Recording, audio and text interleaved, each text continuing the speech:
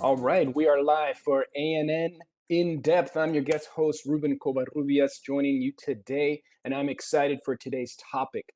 Today's topic, we're going to be discussing social media and how we can use it to continue spreading the message of Jesus and the evangelism that we can do throughout the world. So I am excited to introduce two guests that we'll be having with us to discuss this. First, I want to introduce Kaleb Eisele. Kaleb Eisele, thank you for joining us, Kaleb. Yeah, thanks for having me. Kaleb, you are the editor and founder of Humans of Adventism, and also you're the social media manager for the Oregon Conference.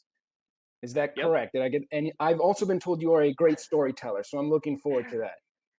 I'm a facilitator. I've interviewed about 500 Seventh-day Adventists. Fantastic. Well, joining us as well is Jamie Schneider. Jamie Schneider. Hi, Jamie. How are you? Good. I'm actually Jamie Dom, but Oh, that's Jamie okay. Dom. Okay, I am sorry. Jamie Dom. We're going to go with Jamie Dom. Thank you for Yeah. joining us. Jamie Dom is the digital strategist for North American Division.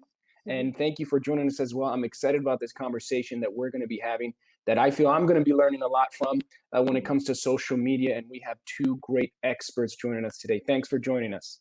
No problem. Happy to be here. And so what we're trying to discuss with this episode in depth is social media, and specifically how we're going to be able to increase and engage Adventists in social media and spreading the gospel throughout the world, if you will. And so also there's some KPIs that we've been trying to engage in. And one of those is specifically using social media to study the Bible, learn more about Ellen White and our personal devotions, and then promote that mission that we have. So I just want to open up this conversation with you guys on how can we use social media. This is something new for a lot of us.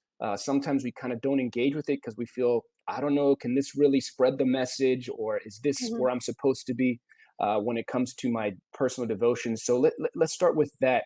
You guys have engaged with social media. How can we use this as a tool and get people to have more confidence in it? Well, I mean, I can jump in. Sure. And so I think the best thing to think of it is a tool, and it's a powerful tool. It's a powerful tool for witnessing. It's a powerful tool for sharing.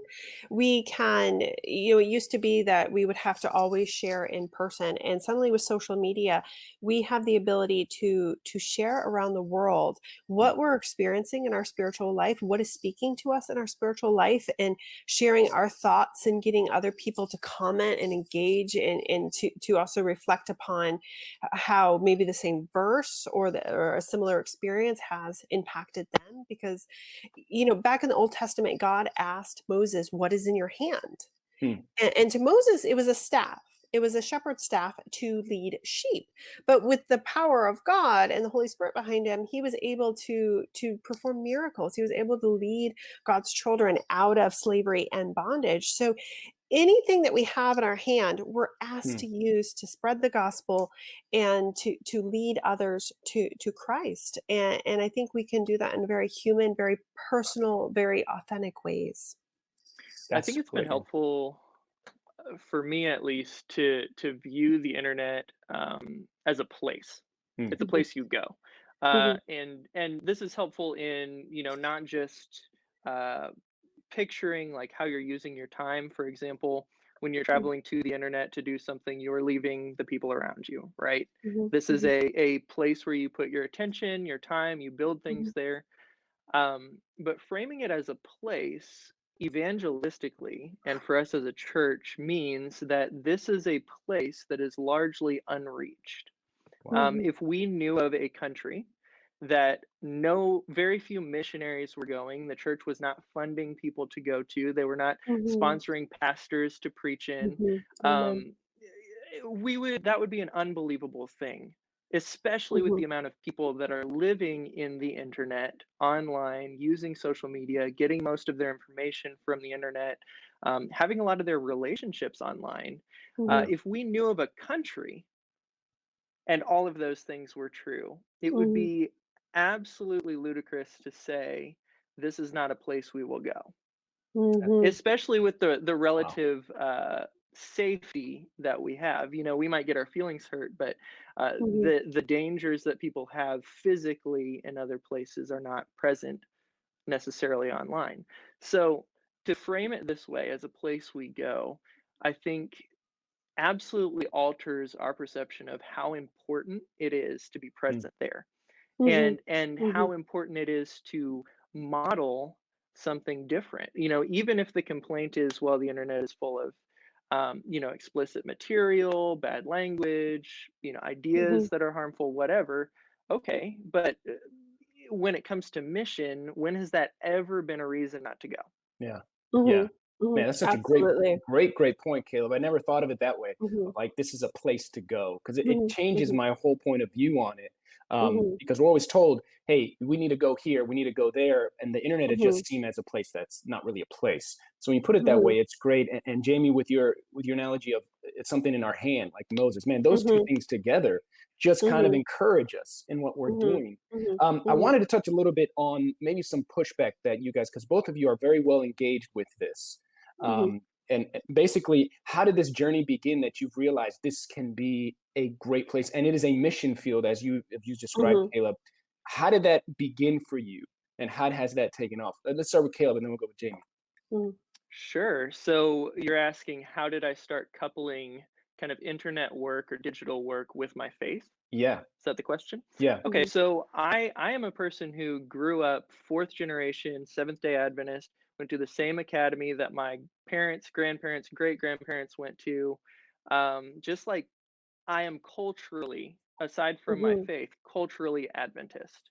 Hmm. Most of the people who knew and informed my life were Seventh day Adventists. And in my adult life, I took the same path that many, many of my peers took in just kind of slowly drifting away from church.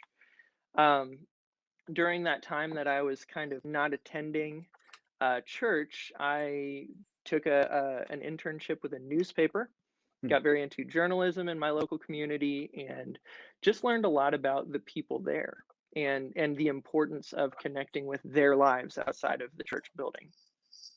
Eventually, when I was brought back to church, I just was searching for, like, how do I use my talents and my calling and the things that God has led me to in the church atmosphere? Because when I see ways to get involved, I see I can be a deacon. Hmm. I see that I can do literature evangelism. I see that I can preach, teach Sabbath school. That's a very limited idea of, the overall serving God and how Yeah. to, like, bring Jesus to people's lives. So I had a couple of things. I had a high interest in digital skills, and I had a journalistic background. And so, really, this started from seeing how reading the stories of people online through a platform Mhm. called Humans of New York Hmm. was making Mhm. me more empathetic, more loving, and more Mhm. Christ-like to people. Mhm. And I Right. thought, why in the world do we not have something like this? If the Seventh Day Adventists have a message that is so important for people to come to understand, if we are people that are supposed to be the most Christ-like, the most loving, Mhm. why are we not engaging people like this secular platform is? Yeah. Mhm. And so really it was born of that. It was born of seeing a missing piece and feeling called to help fill it. That's awesome. Mm. That's Amen. awesome. Jamie, how about you? How did that start for you? Yeah, I'll go into that. I do want to respond to something Caleb said, Sure. and it's this idea of storytelling. And I read, the stories and stuff that Caleb puts out, and what really impacts me is the fact that stories never tell you what to think; they cause you to think, and they Hmm. do not tell you what to feel; they cause you to feel. Hmm. And so, it's a way to sort of break down those barriers, to create that empathy, create that understanding, and that's why stories are so powerful. And that's actually what Caleb is doing is based on a biblical model, because what did Jesus Wow. do to tackle really difficult topics? He told parables, because the parables Hmm. stick with us. And because if we just say truth in sort of like the naked sense, you can oftentimes get a really bad response, or the way people respond to that isn't necessarily positive. But if you tell a story, if you share that vulnerability, that humanity, it kind of builds that connection between you and another person, and it's a bridge, and it gives them something to chew on and to Yeah. consider and to understand what that means to in their life. It makes it relatable. Yeah. Yeah. That's So great. So how did I begin? So some people know this. I was actually raised atheist. Mm, And when I was around 10, and I'm just going to do a very brief of the sure. story, I had a very strong impression.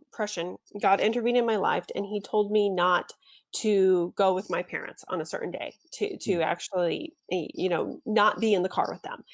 And so they left me at home, and that saved my life. So they wow. got into a major car accident. They were thrown down a 30-foot ravine, and the back seat was completely smashed. Mm, At that point, I realized there is something, and for some reason, it intervened in my life and told me not to go. So I began my search.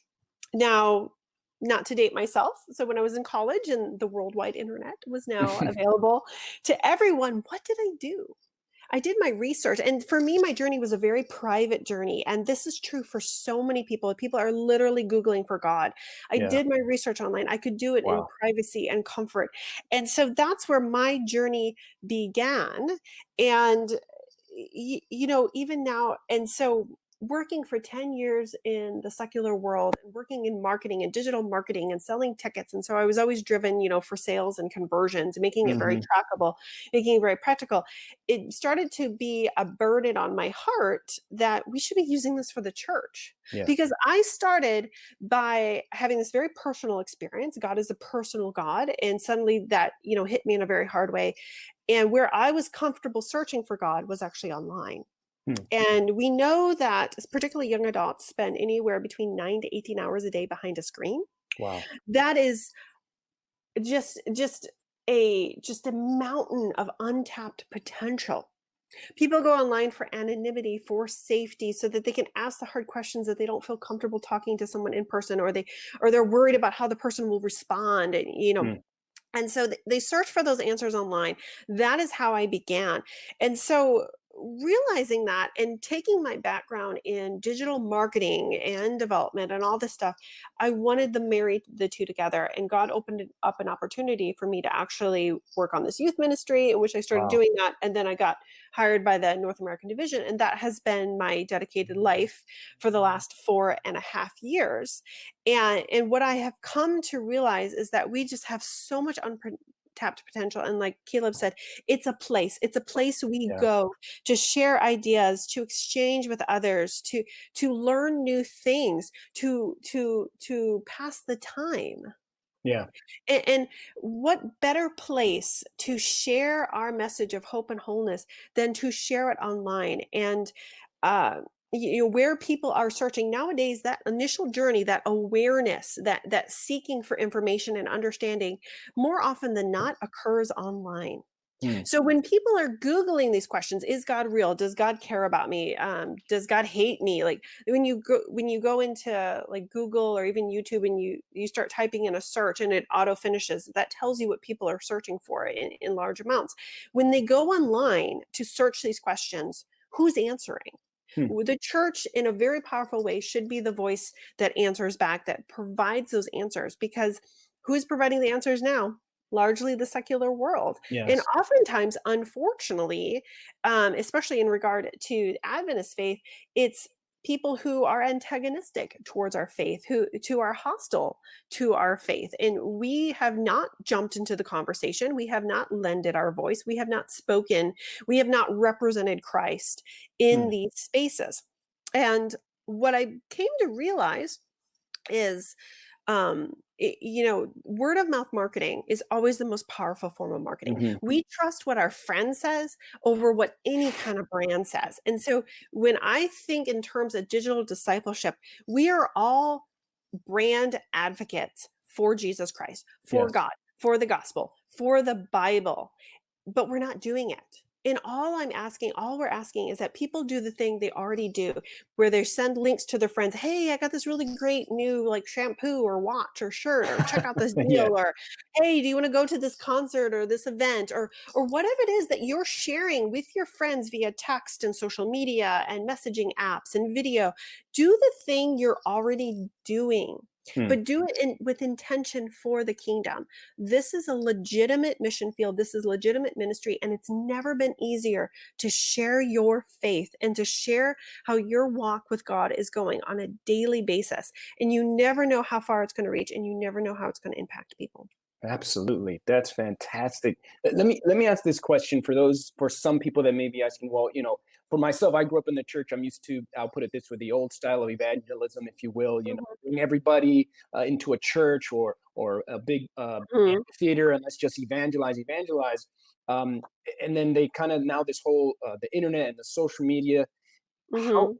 because we're used to bring them in, create some sort of relationship, create empathy, if you will, like what that Mhm. word has been coming around. And some people that may be critics of this may say, well, how do I create empathy with this? How I can't meet, I would rather meet with someone face to face and talk to them as opposed behind a screen. Kaleb, you have a very, I would say, successful webpage uh, that a lot of people interact with. How do you answer that when they say, I can't create empathy from on a screen? I want to be face to face. Yeah, I think I always try to start with important questions. So, one important question that we need to ask in any evangelistic endeavor or method is, how can we speak the language of the community we're trying to reach? Mm. Hold on to Mhm. our values, great. But Mhm. you don't go to another country that doesn't speak English and try to preach to them without a translator. Mm. You Mhm. don't go there without learning the customs. You can actually be damaging if you don't understand the community that you're trying to reach. So Mhm. to say, I care more about this particular method than I do about my community is problematic to me. Mm. Mhm. Um, Mhm. Now, are there people who agree and do, connect face to face much more easily? Yes. So I'm not saying there's only one way to do this, but to be tied to a method very quickly makes you get away from the mission Mm. in many cases.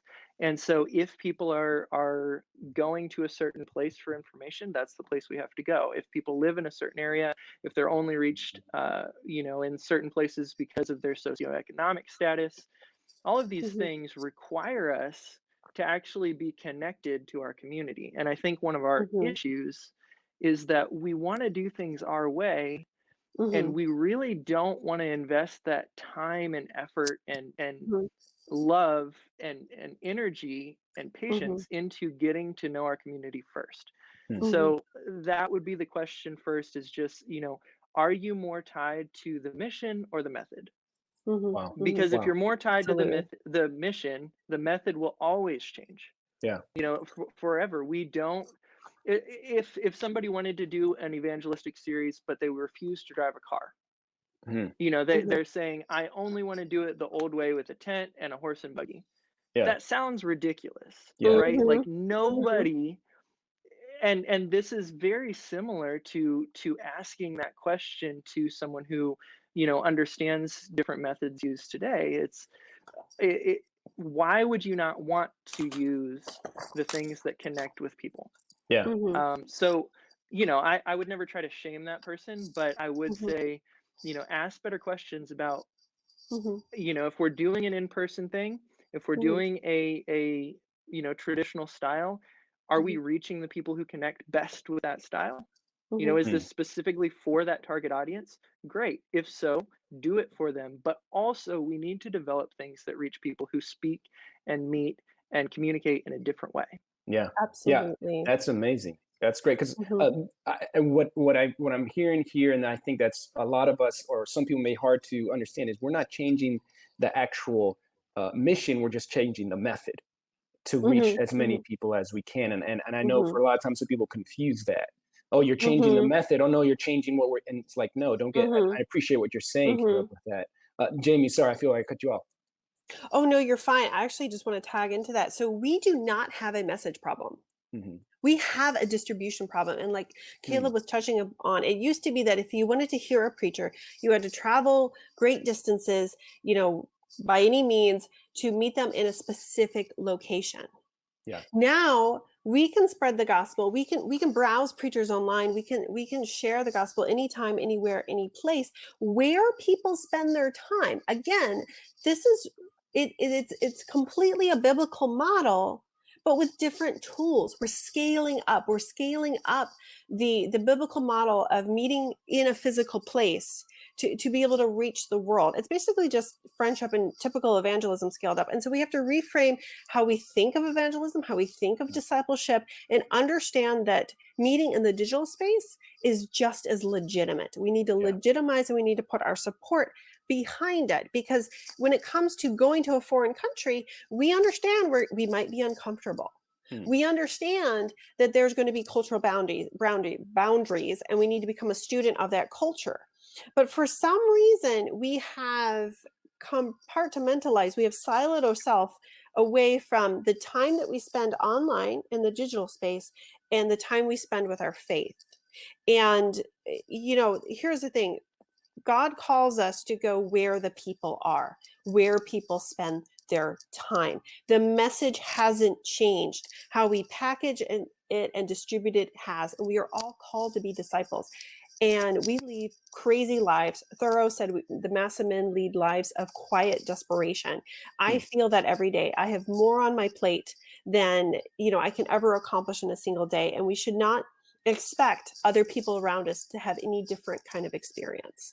And so if they are busy, we must go where they spend their time, where they have those moments, whether that's 3 a.m. that they can engage with your content, or 2 p.m.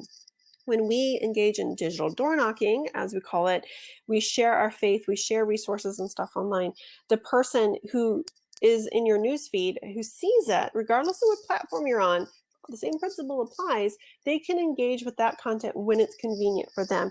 And you're offering up opportunities for these people to engage with you on your faith. Yeah, that's great. This engagement that we're talking about. And, we brought up, you guys brought up an important point of the storytelling and the posts can create a certain type of feeling. And I'm sure a lot of people feel a little bit overwhelmed right now with, well, what can I post? Or is what I'm saying going to get drowned out with everything that's being out there? I know, as I mentioned, Kaleb, you have a website, and I'm sure other things as well. And Jamie, you even have a book that we can discuss a little bit about this. So how perfect. and all you watching, we want to make sure you guys go out there and get a copy of that. But what kind of, for that person who's maybe a little bit hesitant, who's saying, I post something every now and then, I may get a couple likes, it's not as robust maybe as what Kaleb's doing, or I don't have a book like Jamie. How can we encourage these people to keep going? Yeah, I think we have to take the pressure off of ourselves to be an authority figure. We have to take the pressure off of ourselves to be the voice of God and think that other people can't be that to us.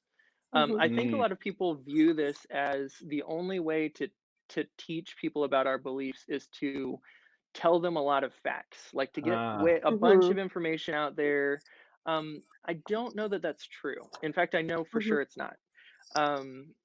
What you can do if you're not sure where to start is find ways to incorporate other people and other voices. For example, so Humans of Adventism, we feature 2 people every week and we tell their stories. Okay, it's not heavily censored. It's not heavily, gone through and made perfect. I don't edit out the earrings. I don't edit out the life that I find in there. Regardless of where I stand personally on these issues, the point of this is to get their life, their perspective, their voice involved. Okay, so a lot of times we've sanitized things so much that it's inaccessible for the average person, right? And we do that because we're afraid of what we're going to promote. But we do that at the risk of we don't promote the messy journey, the individual personal relationship with God, and the variety of ways that takes shape. The Bible promotes a whole lot of variety in how God comes to a person, right? And that person over years, decades, sometimes, dozens of years, we see them at their best and worst. We see their views change. We see God work with them in one place and a different place over time. So we shouldn't expect every single person to be in some idealized model. to involve them. Hmm. One great thing that happened just before I moved out here to Oregon, they hosted a listening panel that was 100% not Adventist Okay. for camp meeting, I believe, or something. They got a bunch of people from the community get together, and they just asked, how can we play a more healthy role in your lives? How can we connect with you? Do you know even what the Adventist church is? And if so, what are your impressions of it? And they just asked honest questions and allowed for honest answers, because that's how we learn, what is connecting with people, what's not. And now over time, they've grown those relationships with the community. Now where business owners across the street from where we have camp meeting welcome Adventists. They're Yeah. excited when we come here. They know us, a lot of us by name, and we are seen as an important and healthy and loving part of this community. And I think we just have to, when it comes to social media, we have to take that pressure off, wherever it's come from, to be the next prophet, to be the next Yeah. big preacher. You don't have to be that. You really don't. You it's so much simpler than that. Are you a facilitator of relationship? Are you a facilitator of people connecting with each other, people connecting with the Word of God?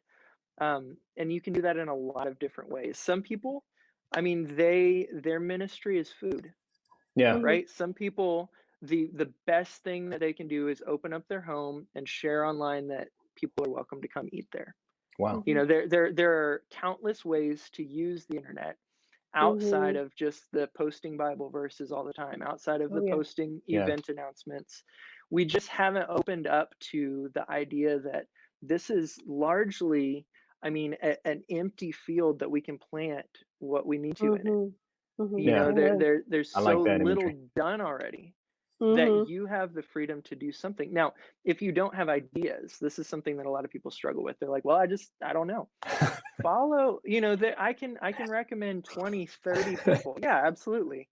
There Book are full of books. ideas. I would recommend taking some time and just following some people who are learning and trying things and doing things.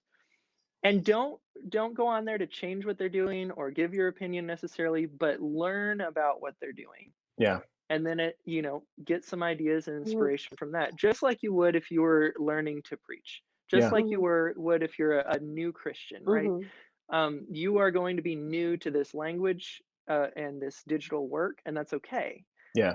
But investing intentional time into understanding and listening and exploring that is really going to be what leads to the idea that comes. Yeah. Yeah. No, that's great advice, and I like that. Just diving in there and learning from others. Jamie, you brought up your book there for a second with some of the tips and things like that. But how would we answer this question?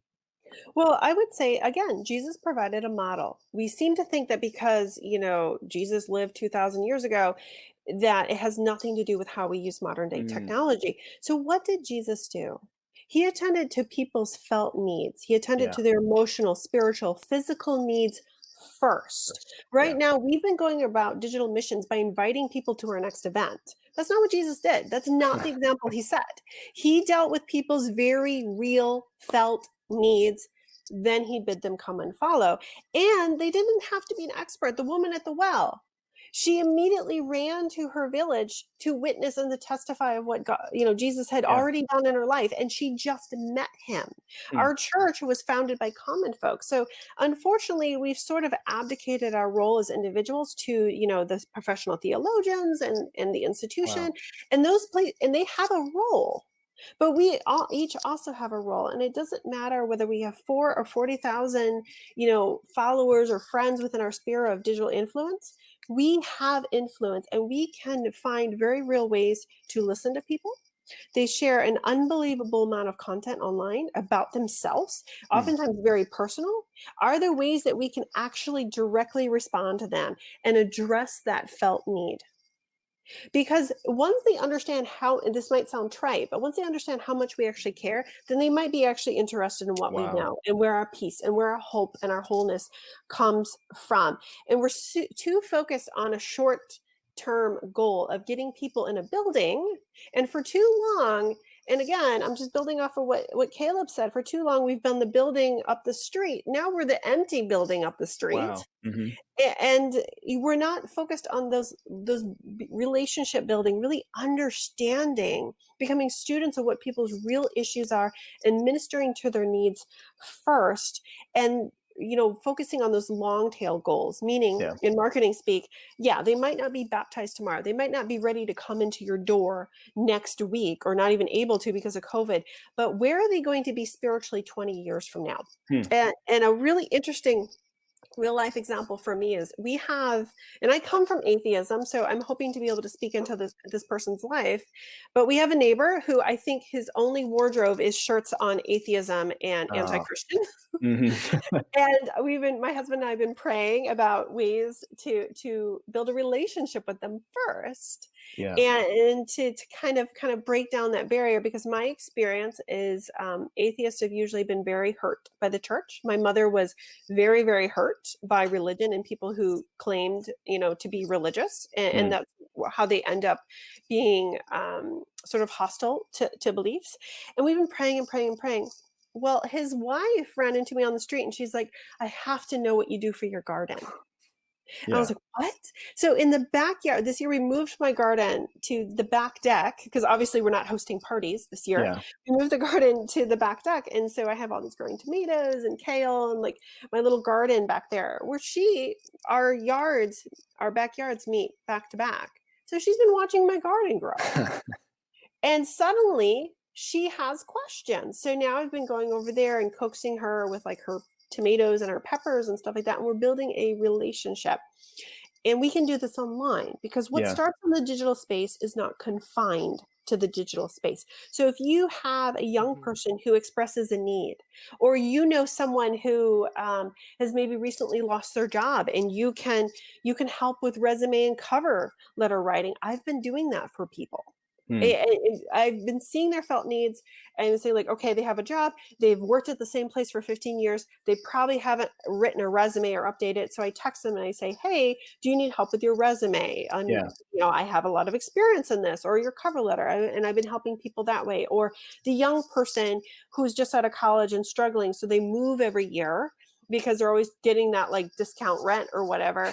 And it's really difficult to ask people to keep moving you. But if they express something online, you can be like, hey, do you need help? Maybe, 4 or 5 of us from the church can show up and help you move for the 8th time. And doing these really practical things and speaking to people and sharing your faith online. I have another friend, and I'm going to keep it very vague because I don't want her to know. I have another friend who has now started expressing interest in my faith. We have never talked about spirituality. Nothing, but based on, other things that I expressed, stuff I've shared online, she is now asking me questions because she's struggling with an interpersonal relationship that issue is around faith. And so now she's questioning and has questions. And so you never know where those opportunities are. And you might plant seeds for 5 years. And then on the 15th year, someone says, hey, I have a question. And so we have to play the long tail game where we are going online intentionally, listening to people, but not just listening, but taking action where it's appropriate. Because listening is meaningless if they're asking for help and you say, well, I'm going to pray for you. Or, I'm happy to listen, but there's actually a way you can physically help. There's a way that we can take action. We could, even if someone's, struggling, they're trying to work full time and their children are now home, and you're like, and their son's struggling in math, and you're like, oh, hey, I'm a math teacher, or I just happen to be really good at math. There's so much information online that people share. We can help them. We can relieve those burdens. And all we have to do is be intentional and look for it. Absolutely. And so we're not just going online to post information, as like a mouthpiece, like, this is what I believe. This is what I believe. You should do that. And you should do that in an authentic way. But are you actually listening to what people are saying? Are you asking questions? Are you finding ways to actually improve the well-being of your community? Absolutely. That's so on point, Jamie. I really appreciate that, because a lot of times, we're raised, go spread the message. And then when you talk about social media and the internet, it's okay, let me post this. And like what you said, Caleb, facts. But Jamie, I'm reminded of a professor I had that always talked about how Jesus reached their felt needs first. What do you need? And now in this day and age, where especially now with COVID, and where a lot of us are in our homes, we say, well, how can I? But now a lot of people are expressing those needs online or showing them. And so now we have the opportunity to engage with them. And it's not that hard, because a lot of times we may feel like I was saying, well, I don't have the online presence, or who am I? But we're all humans that can connect in one way or another. And one thing that has been standing out for me is your stories. Both of you have a story to tell, and how that can connect with someone. I was speaking with a friend of mine recently about how do we connect with others, and the thing we came back to was just our stories. A friend of mine who's a pastor, he's been trained to just preach and preach, and then he's realizing now that his personal story is what's connecting him with some people in his congregation. His personal, and I remember sharing with him, there's an element of vulnerability that a lot of times pastors can't have, or feel they can't have. But when you share that, all of a sudden these doors open. How do we address that, and how can we focus on a story and believe that there is power in our story, when we've just been told, well, just listen to the pastor or the person with a PhD that has something to say? How do we address that? Yeah, I think this may be, so my stepfather is a generational researcher for a secular company, and he teaches intergenerational communication. And one of the things that he's found is that there was a period of time before my time, but where it really was made unsafe to share personal details of your life. There are people who have grown up in a culture where sharing their story and sharing any kind of weakness, unless they really distanced themselves and said it was really in the past, everything's solved now, that was highly discouraged, especially in faith atmospheres. And one of the trends in my generation and younger is transparency. It's vulnerability. It's, you don't trust a leader who isn't vulnerable. And so there's this clash between these cultures where, we'll have, say, an older pastor that is trying to be the strong leader, but is unwilling or feels unsafe to be vulnerable, and very little trust is built between that person and younger people. It doesn't mean that every time you have some major mistake, you just spill it all over the internet, or just share all of your drama between your brother or your aunt or your neighbor, whatever. You don't just fight all the time publicly. But what it does mean is that you're honest and self-reflective and willing to own up to mistakes. It means that you're willing to share that you yourself are still very much on a growing journey. Because really, if you get down to it, what is the point of a relationship with God if you reach a certain level and stop growing, right? Or stop asking questions? Do you no longer need God? No. There's no point at which our journey stops. And so that means that we're constantly going to be making mistakes. That means we're constantly going to be growing. And I think that transparency is really, really valuable. And we do that through sharing our story. So not just saying vaguely, I had a problem, I prayed, God fixed it, the end. Who connects with that? Nobody, right? Because they can't see themselves in that story. But if I share, a time where, I had lost my job, just been through my wife had been in a major car accident, all of these things were falling apart. And I share what that looked like and felt like in that moment. Anybody who's had any kind of similar experience puts themselves in that story, right? They put themselves in there and they ask, what would it be like to live my faith in that moment? What was it like for this person? And there's a bond created there through story. There is something where that person has lived a moment of my life with me through my story. And now we have a connection that we wouldn't have had in just theory or argument. That's great. That bond. That's amazing. Jamie. What else can we say to this power of storytelling, this power of connecting, and the Mhm. bond that Kaleb is talking about? Mhm. I want to actually quote Erica Jones from Women's Mm. Ministry at Yes. NAD. She has this really powerful quote that I actually put into this book, and it says, "When we offer a place where people can share without fear of condemnation, Mm. where we listen more than we talk, where our advice stems from understanding and compassion rather than moral judgments, they find that the church faith is relevant." Wow. And so we're struggling with relevancy. Yeah. And the way we become relevant is we become human, and Mm. we become compassionate. And unfortunately, our our faith, our and I don't even know how many of us understand just how isolated the Adventist church has become Wow. and separated, because we almost exude sort of this like superiority to Mm. people who are really suffering, and that's not what Jesus did. Jesus dined with the tax collectors and the prostitutes and all this kind of stuff, and I think we have taken this route of separation from the world without ministering to the world, and we cannot be influenced by the world but still be serving people in the Yeah. world, and with a heart and an ability to listen, because most people don't understand the difference between listening is so close to being loved that most people don't know the difference. Wow. Can you say that one more time? Listening is So close to being loved that most people don't wow. know the difference. Wow. Yep. And it's when we're struggling with relevancy, we're struggling with how to minister to people and how to be vulnerable. I think it stems from compassion. I think it also stems from forgiveness.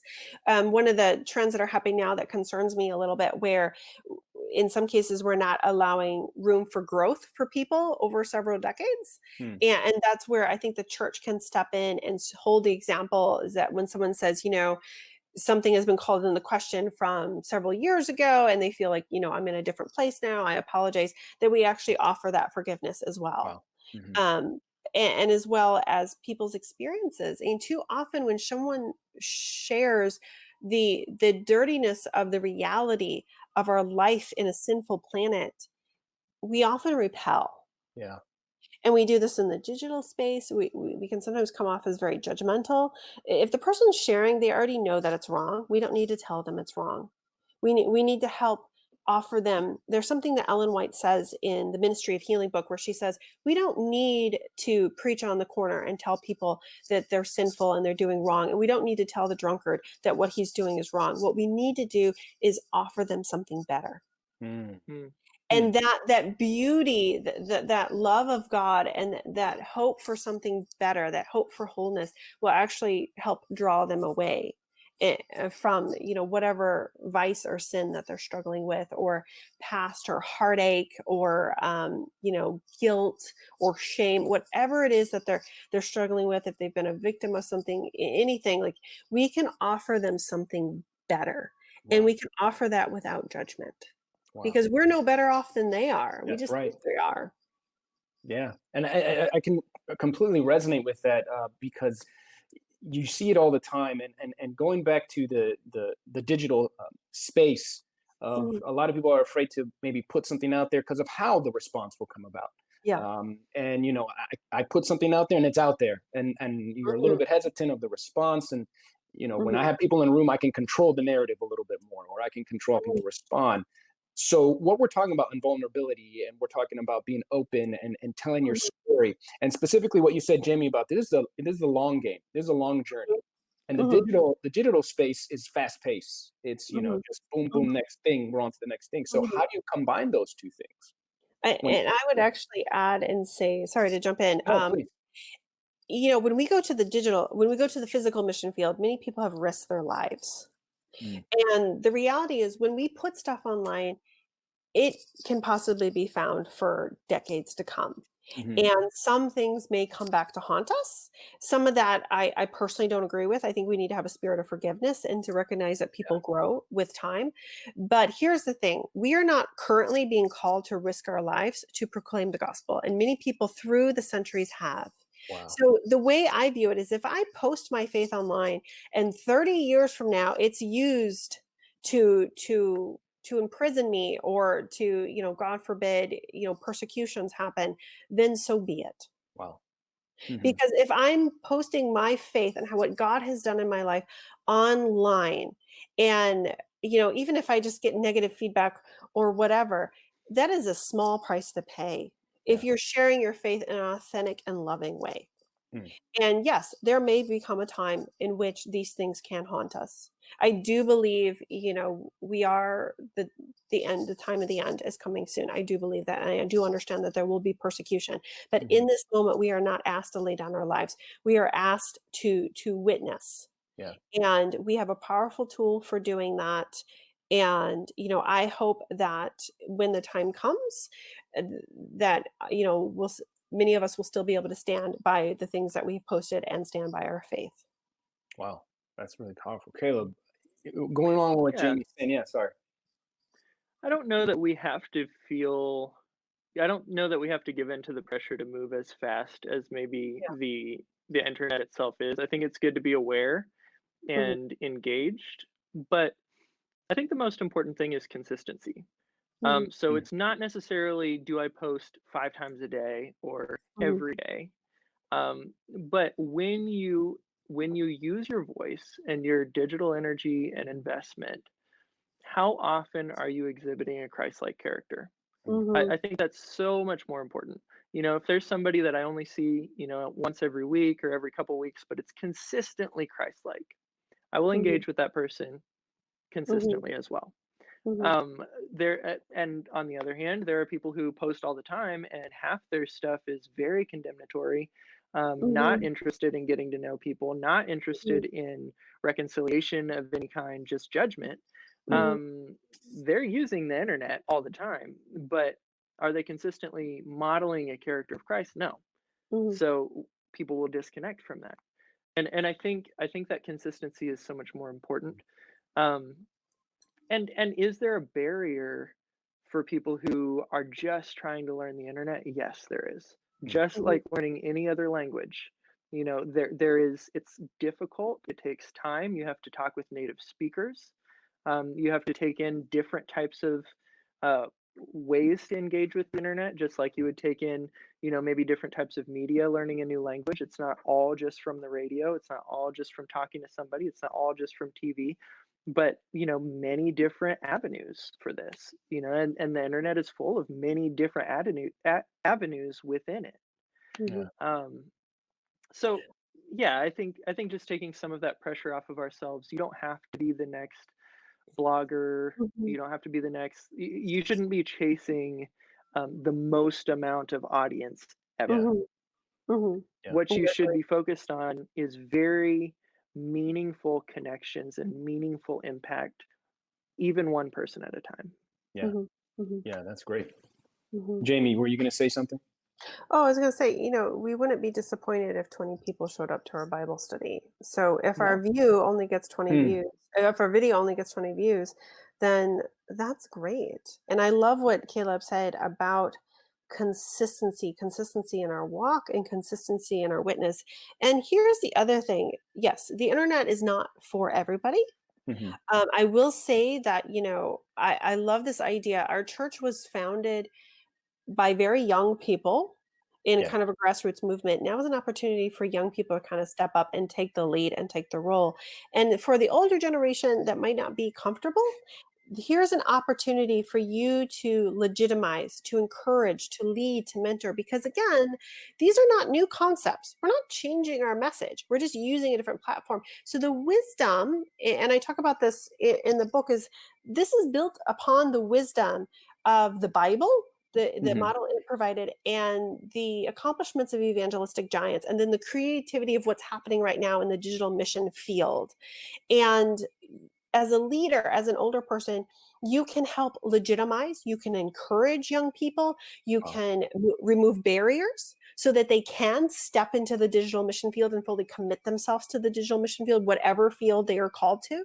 And you can provide support in many ways. Right now, the struggle that many are facing, and what I hoped to tackle with this book, is to cast a vision and help people to catch that vision so that they can, encourage and get out of the way of those people who are destined for the digital mission field and understand that it is just as legitimate, because we need support of our leadership. We need support of our churches. And like, Kaleb said in the beginning, it would be outrageous if we weren't funding or helping anybody go to a particular country or region. But that's right now what we're experiencing in the church is we have this wide open mission field and very little support.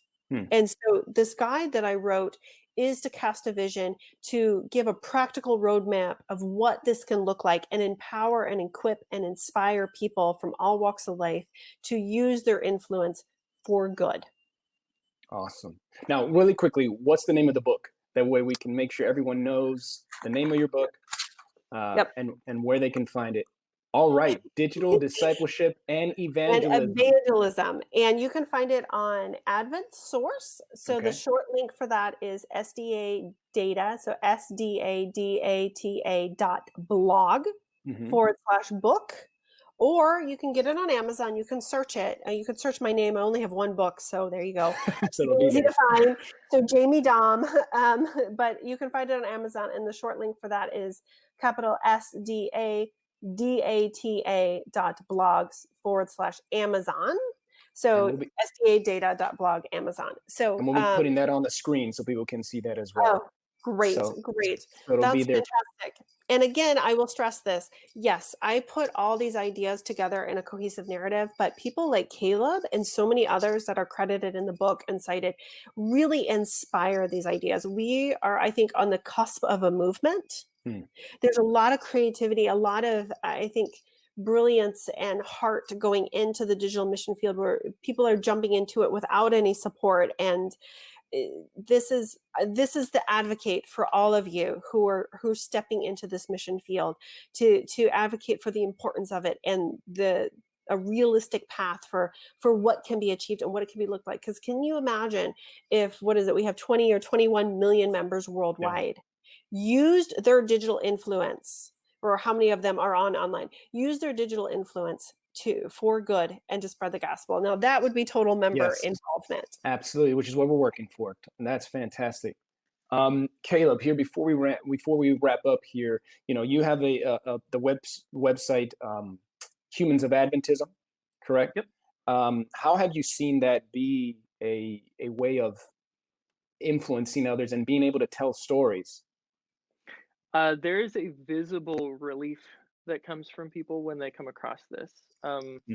Because a lot of our language has become very narrow to where we talk about Sabbath school, we talk about theology, we talk about, a very narrow category of things. Even if you look at the ABC, right, there are certain topics talked about over and over and over. And there are certain ones that you can't find anywhere.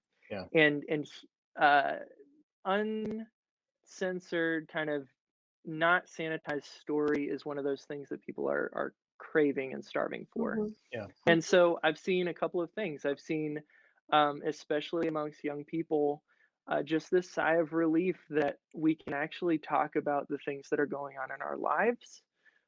That should be built into church community. We should be this safe place where we can share the details of our life and where we're at in that moment, and not wait until we've conquered something to share. But on the other end, people who are not Adventist are engaging with this regularly, and I think that's very important. Especially, I see this more than most people, just because I can kind of I see all of the behind the scenes, all of the direct messages and things. And one thing that I've heard consistently from people who don't identify as religious, or especially Adventist, is that this is something that they desperately want to see from Christians. Wow. They want to see reality. They want to see real life to them that isn't necessarily divorced from a belief in God, but what are the details of what you're going through? What is your life like? Because without that, they're seeing this kind of alien group, this unrelatable, this exclusive group that only meets with each other. And it's not always a hostile view. It's just, we don't know you.